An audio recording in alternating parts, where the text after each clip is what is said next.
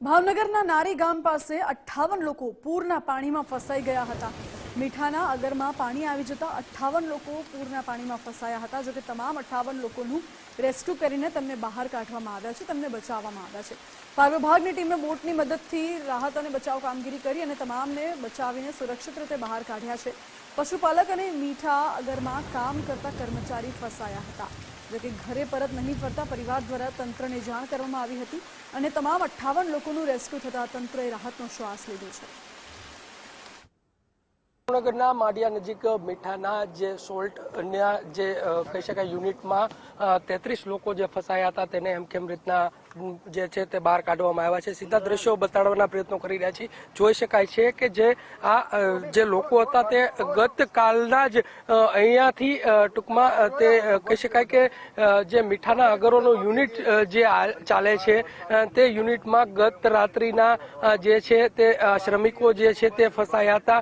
સીધા દ્રશ્યો બતાડવાના પ્રયત્ન કરી રહ્યા છીએ કે ભાવનગર ફાયર વિભાગની ટીમ દ્વારા તેનું બોટમાં રેસ્ક્યુ કરી એના તમામ જે 33 થી વધારે જે લોકો હતા તેઓને બહાર કાઢવામાં આવ્યા છે। મામલતદાર સહિતના જે લોકો છે તે અત્યારે અહીંયા તેઓને બહાર કાઢવામાં આવ્યા છે। તેમની સાથે મામલતદાર છે, મામલતદાર સાથે વાત કરશું। સાહેબ, કેટલા લોકોને બહાર કાઢવામાં આવ્યા? અત્યારે 35 જેવા માણસો આવેલા છે। ક્યારની આ ઘટના હતી? કેટલા લોકો અહીંયા ફસાયા હતા?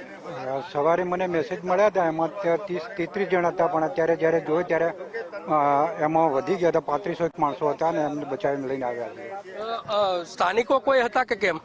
અને આમાં બધા જે એડમાયર સોલ્ટના જે ઓપરેટરો અને જે અહીંના જે ગ્રામીણો જે પશુપાલનનો ધંધો કરતા હતા એવા 3 જણ હતા અને બીજા સોલ્ટના પેલા ઓપરેટરો નહીં હતા। ચોક્કસથી જે છે તે મામલતદાર સહિતનો જે સ્ટાફ છે, ડિઝાસ્ટરનો સ્ટાફ છે, તેના દ્વારા બહાર કાઢવામાં આવ્યા છે।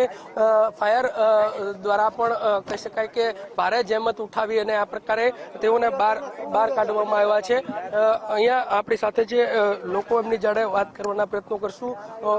પરપ્રાંતીય જે લોકો છે તે અહીંયા પહોંચ્યા અને બહાર કાઢવાના પ્રયાસો કરવામાં આવ્યા હતા। कब से वहाँ पर फंसे हुए थे?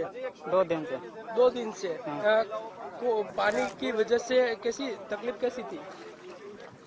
पानी की वजह से ज्यादा तकलीफ तो नहीं हुई। क्या काम करने गए थे यहाँ पे? यहाँ पे मशीन चलाने के लिए। कौन सा मशीन चलाते हो? હિટાચી ચલાવે। ચોક્કસથી જે આ લોકો છે તે લોકો હવે બહાર નીકળ્યા છે। મહિલાઓ પણ છે, જોઈ શકાય છે નાના ભૂલકાઓ છે તે પણ ત્યાં 2 દિવસથી ફસાયા હોવાના જે લોકો છે તે જે ફસાયા હતા તે લોકો કહી રહ્યા છે। બીજી તરફની વાત કરીએ તો ખાસ કરીને અન્ય જે લોકો છે તેઓને પણ હવે બોટની મદદથી બહાર કાઢવામાં આવ્યા છે। જોઈ શકાય છે કે તમામ જે લોકો છે 35 થી વધારે જે લોકો હતા તેઓને હવે અહીંથી બહાર કાઢવામાં આવ્યા છે। ફાયરની ટીમ દ્વારા રેસ્ક્યુ કરી, બોટ દ્વારા રેસ્ક્યુ કરી અને અહીંયાથી બહાર કાઢવામાં આવ્યા છે।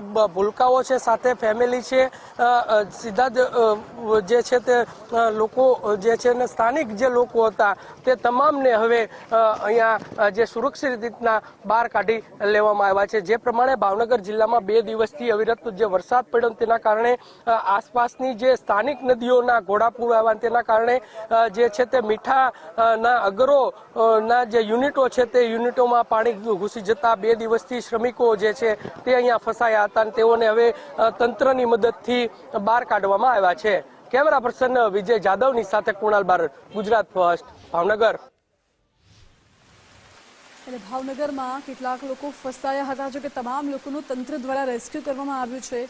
મામલતદાર સહિતની ટીમ છે તે ઘટના સ્થળ ઉપર પહોંચી હતી અને નારી ગામ પાસેથી 58 લોકો જે પૂરના પાણીમાં ફસાયા હતા તેમનું રેસ્ક્યુ કરવામાં આવ્યું છે। પરપ્રાંતીય લોકો હતા જેમની સાથે અમારા સંવાદદાતાએ વાતચીત કરી। તેમનું કહેવું હતું કે અમે મીઠાના અગરમાં કામ કરી રહ્યા હતા અને અચાનક પાણીનો પ્રવાહ વધી જતો ત્યાં ફસાયા હતા। છેલ્લા 2 દિવસથી કેટલાક લોકો એવા હતા કે જે છેલ્લા 2 દિવસથી અહીં ફસાયા હતા। જો કે હાલ તમામ લોકોનું રેસ્ક્યુ કરવામાં આવ્યું છે અને તંત્રએ રાહતનો શ્વાસ લીધો છે। પશુપાલક અને મીઠા ઉદ્યોગ સાથે જોડાયેલા હતા આ તમામ લોકો। જો કે આ તમામ લોકો જ્યારે ઘરે પરત ન ફર્યા ત્યારે પરિવારજનોએ આ અંગે તંત્રને જાણ કરી અને તંત્ર દ્વારા રાહત અને બચાવ કામગીરી કરવામાં આવી।